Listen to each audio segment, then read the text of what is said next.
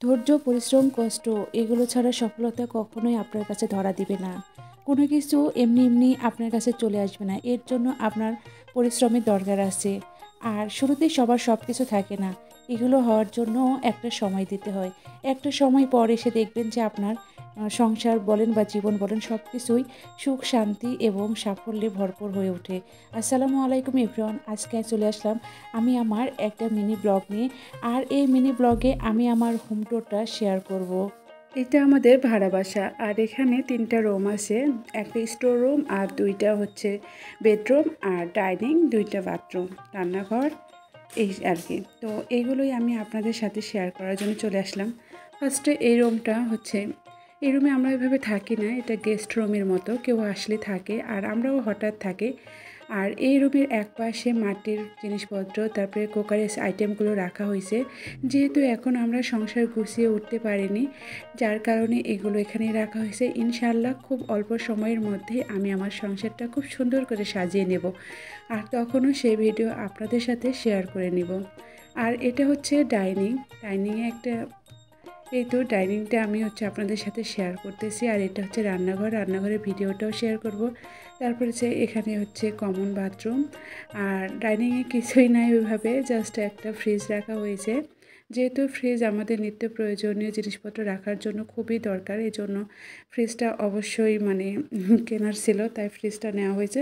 আর কি আমাদের সংসারটা নতুন করে শুরু হয়েছে, যার কারণে যেগুলো আমাদের মাস্ট দরকার সেগুলোই আপনারা দেখতে পাবেন। আর অল্প সময়ের মধ্যে বা অল্প দিনের মধ্যে আমরা আমাদের সংসারটা গুছিয়ে ফেলব। তো চলুন আপনাদেরকে আমি আমার ছোট্ট রান্নাঘরটা দেখিয়ে দিয়ে। তো রান্নাঘরের জিনিসপত্র কিছুটা কেনাকাটা করা হয়েছে, কারণ রান্নাঘরেই আমার বেশি সময় কাটে। আর রান্নাঘরটা যদি পরিষ্কার পরিচ্ছন্ন না থাকে, জিনিসপত্রগুলো মনের মতো না হলে কখনোই হচ্ছে সেখানে মেয়েরা কাজ করতে স্বাচ্ছন্দ্য বোধ করে না।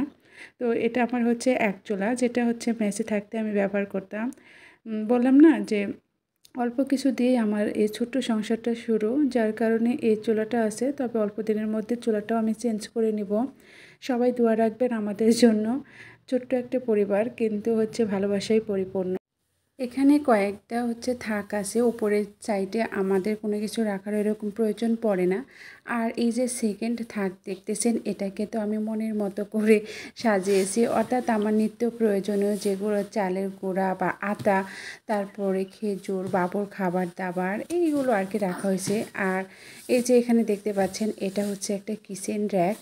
তো কিচেন র্যাকে আমি আলু, রসুন, পেঁয়াজ, সবাই যেটা রাখে আর কি, এগুলো রাখি। তারপরে এই তো নিচের দিকে এগুলো রাখা হয়েছে। তবে শুক্রবারের দিন বলে কিন্তু কখনোই শুয়ে বসে কাটার মতো ভাগ্য নাই। আমাকে কাজ করতে হয় এবং কাজ করতে আমার ভালোই লাগে, কারণ আমার নিজের পরিবার যদি সাজিয়ে গুছিয়ে না রাখি তাহলে কি হয়। আর এই যে দেখতে পাচ্ছেন, এইটা একটা রুম, এই রুমেই আমরা থাকি। তো এখানে যা দেখতেছেন এইগুলোই আমাদের কেনাকাটা। আমার হাজব্যান্ড তো মজা করে বারবার বলে যে প্লাস্টিকের সংসার আমাদের, তবে ইনশাল্লাহ আস্তে আস্তে সংসারটা বড় হবে। তো এটা হচ্ছে অ্যাটাচড বাথরুম। যদিও আমরা অ্যাটাচ বাথরুমটাকে ব্যবহারই করি না, ব্যবহার করতে গেলে বাবু ঘুম থেকে উঠে যায় বা কোনো সমস্যা হয়। তো আল্লাহ হাফেজ।